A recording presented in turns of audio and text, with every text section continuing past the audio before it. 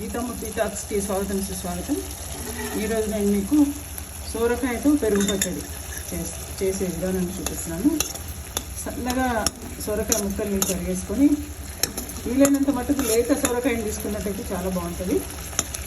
దీన్ని సన్న ముక్కలు వేసేసి కొంచెం తాలింపులో ఆవాలు, జీలకర్ర, ఇంగువ అన్నీ వేసేసుకొని తాలింపులో సొరకాయ ముక్కల్ని వేసేయాలి. ఇవి కొంచెం మెత్తగా కొంచెం నీళ్ళు పోసుకొని మెత్తగా ఉడికించుకోవాలి. ఉడికిన తర్వాత మిగిలిన విధానాన్ని నేను చూపిస్తాను మీకు. ఈ మెత్తగా ఉడికిన తర్వాత మిగిలిన విధానాన్ని చూపిస్తాను. చూడండి, ఈ సొరకాయ ముక్కల్ని కొంచెం మంచి మగ్గిపోయినాయి. దీంట్లో నేను కొద్దిగా ఆవాలు పొడి వేస్తున్నాను. ఆల్రెడీ ఉప్పు వేసి కొంచెం ఉడకబెట్టుకున్నాం కాబట్టి ఇప్పుడు ఆవాలు పొడి ఒకటి వేసుకుంటే సరిపోతుంది. తర్వాత పెరుగు వేసుకుంటే సరిపోతుంది. దీంట్లో మనం నచ్చితే కొత్తిమీర, కరివేపాకు కూడా వేసుకోవచ్చు. తాలింపు కూడా మళ్ళీ వేసుకోవచ్చు. కానీ మన దేశ ప్రధాని నూనెని తక్కువ వాడుకోమన్నారు కాబట్టి నేను ఈ మగ్గించిన నూనెతోనే దీన్ని చేసేస్తున్నాను. సో అవసరం అనుకుంటే కలుపుకోవచ్చు.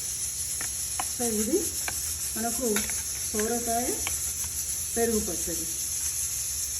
ఇది చపాతీకి బాగుంటుంది, అన్నానికి బాగుంటుంది, అన్నిటికి బాగుంటుంది. కొంచెం ఘాటుగా చాలా రుచికరంగా ఉంటుంది. టెంపరీగా ఎప్పుడు ఏం కూరగాయలు లేనప్పుడు లేదా రొటీన్ ఒకటే రకం చేసుకోవాలనుకున్న బోర్ అవుతున్నప్పుడు ఇది చేసుకోవచ్చు ప్రత్యామ్నాయం.